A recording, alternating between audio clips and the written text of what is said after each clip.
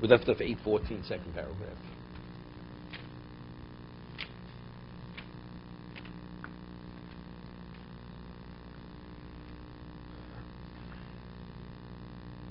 This is interesting.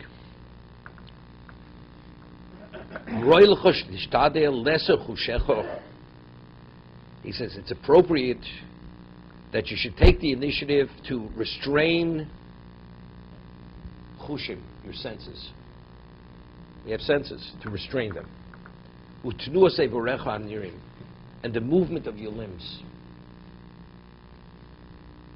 Right? You have an impulse. What's the impulse? You want to speak. So what do? You have to restrain yourself. As I'll say, where do you start? It's very apropos of this week's parsha. Medrash says, Kadosh Baruch Hu created the tongue, lying flat, teeth and lips. Right? You seem to be so many barriers, and yet the tongue is uncontrollable. It wags. He says you could imagine if it would have been created in an upright position, how impossible it would have been to control. That's the point the Medrash makes in terms of the power of speech. How difficult it is to control. So he says, where do you start? You have to restrain your tongue and to seal your lips. Livlom is more. Seal your lips. Livlom is an expression, the halach is if a person goes to the mikveh and you press your lips tightly, it's not a valid tefillah. They have to be just closed, not the water going. Because one reason is because when you close your lips tightly, that the outer part of your lip is like inside. It's not exposed to the water. Your lips are closed normally, so the outer part, what's exposed, will be touched by water. But if you close your lips tightly, part of the outer lip is drawn into the mouth, so that's not going to be touched by water. That's the expression livlom. It has to be swallowed. Your lips have to be swallowed up. That's how tightly they have to be sealed. V'tifrosh min advarim b'telim. Remove yourself from speaking innate words, inane words. Inane mean words of no value. Ad shetiyeh beinecha hanos ha'iver v'hakoved shebeivorecha yoseh kala minos l'shonecha. Hear this? That the movement of a heavy organ will be more difficult than that you should open your mouth. Right? Speaking is no effort. People speak effortlessly. People, they could chatter till they fall asleep. From the moment they open their eyes till they fall asleep, they're talking. But how many movements could you do with your arm? Right? It tires. So it should be more difficult to open your mouth than to move a limb. That's how conditioned a person should be. Because the tongue is more quickly to sin than any other part of the body. Hear this? And the sins which emanate from the mouth are more numerous than all the other sins. I mean, a person steals. Even if you steal, so you're doing one act of stealing. You know how many things you could do with your mouth? You could lie, you could swear falsely, you could say lashon hara, you could slander. I mean, there are endless things that you do with your mouth. The mouth is a very dangerous part of the body in terms of how many transgressions you have. I mean, the Mishmur just shows, just within the context of lashon hara, we're talking about 17 negative commandments, 14 positive commandments. He's not talking about chas v'sholem, blaspheming God, or taking a false oath and all this other. He's not even talking about that. Here he says, the sins that emanate from the mouth are more than all of them. It's interesting. We say that, just at the Gemara Sukkah, the greater you are, the more overpowering is the one's evil inclination. Because to maintain the balance, as you advance, the negative side has to advance.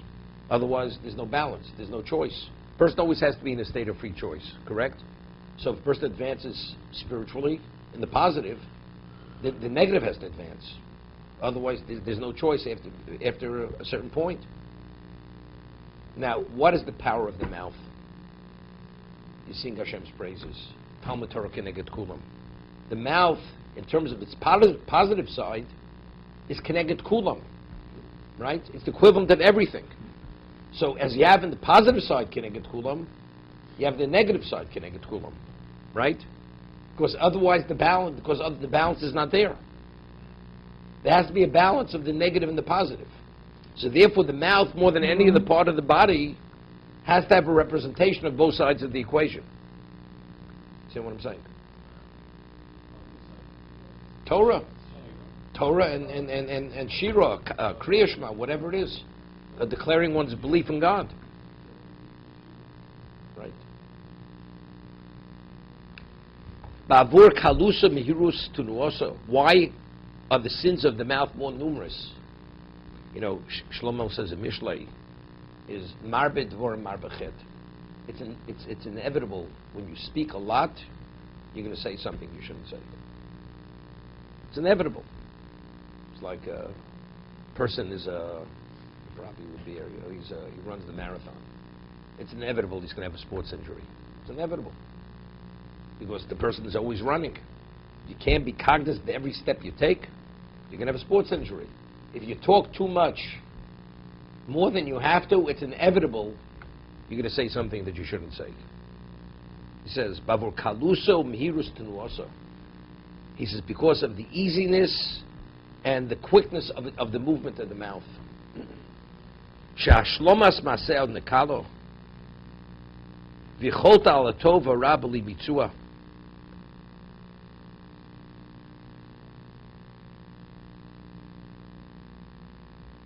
He says, and it's to bring about good or evil without any intermediary.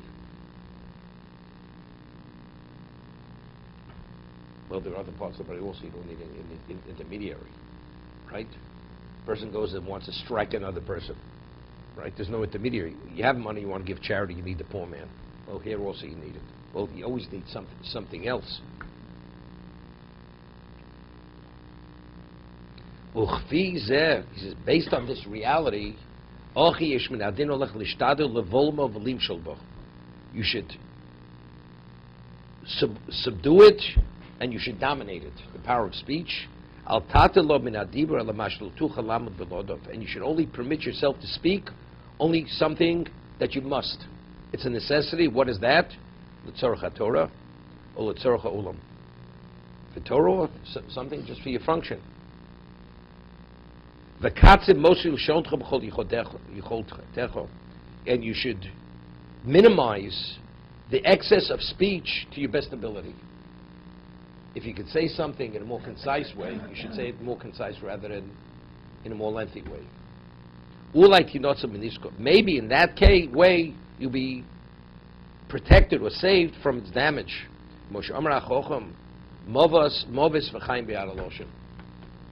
Death and life are dependent on the tongue, on the mouth, what you say. You see, you got to live if you lived under Stalin, you can appreciate this. You're always worried, even what you said, which was okay, it may be misunderstood, and it'll come to haunt you. So people were very careful what they said and how they said it.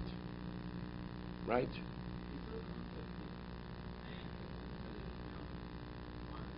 Yes.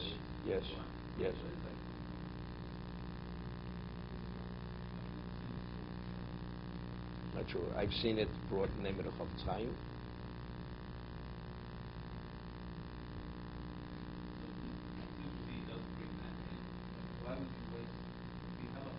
Because he's bringing out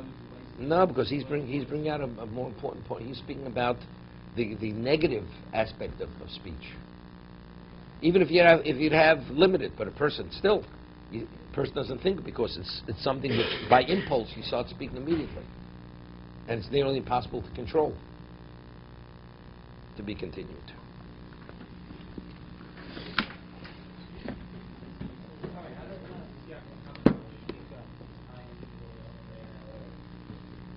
If you're a wise man, You only speak when you're supposed to speak. That's part of being wise. Do you put your hand in the fire?